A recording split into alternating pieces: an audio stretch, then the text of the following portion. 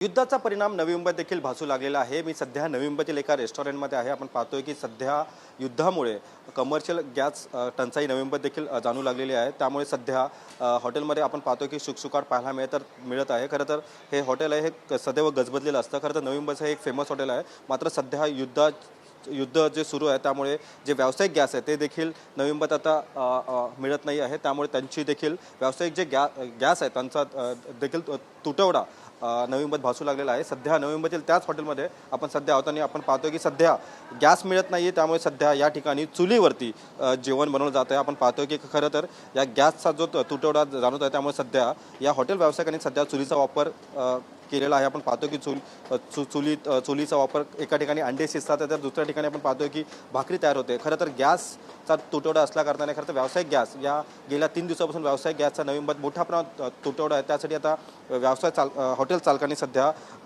चुलीचा वापर करण्यास सुरुवात केलेली आहे। आपल्यासोबत व्यवसाय चालक आहेत, आपण त्यांच्याशी बातचीत करण्याचा प्रयत्न करू आहोत। खरं तर किती दिवसापासून गॅस मिळत नाही आहे व्यावसायिक गॅस?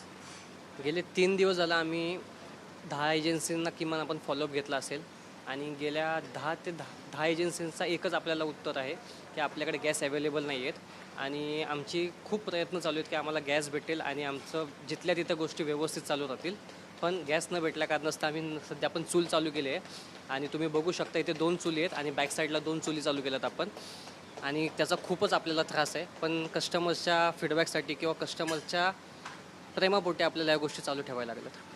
नुकसान होतं हॉटेलचं कुठेतरी, कारण की नवी मुंबईचं एक फेमस हॉटेल असं म्हटलं जातं या हॉटेलला।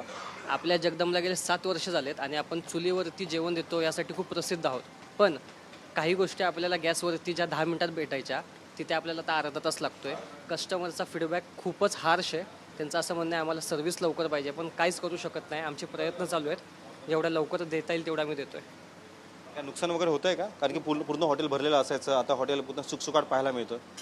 हो, त्याचा खूपच आम्हाला नुकसान आहे। त्याच्यामागचं कारण असं आहे की कस्टमरचा सर्व्हिस न भेटल्या कारणास्तव एक म्हणजे म्हणतात त्या गोष्टीला खूप निगेटिव्ह इम्पॅक्ट आहे। का तर गॅसमध्ये ज्या गोष्टी फटाफट व्हायच्या त्या चुलीवरती अर्धा तास लागतोय, तिथे सर्व्हिस देता येत नाही आम्हाला। हा खूपच मोठा आमच्यासाठी नुकसान आहे। आपण पाहतोय की व्यावसायिक हे हॉटेल व्यावसायिक यांच्या भावना आपण जाणून घेतलेल्या यांचं असं देखील म्हणणं आहे की खरं तर ज्या व्यावसायिक गॅसची टंचाई आहे त्यामुळे आम्हाला सध्या जो स्वयंपाक आहे तो सध्या चुलीवरती करायला लागत आहे। दोन चुली आमच्या पुढे आहेत तर 2 चुली आमच्या मागे आहेत। त्यामुळे कस्टमरचा पण जो हवा त्याचा फीडबॅक आहे तो आम्हाला मिळत नाही आणि आमचं नुकसान देखील मोठ्या प्रमाणात होत आहे। व्हिडिओ जर्नलिस्ट योगेश सावंतसह मी रवी खरात, TV9 मराठी, वाशी, नवी मुंबई।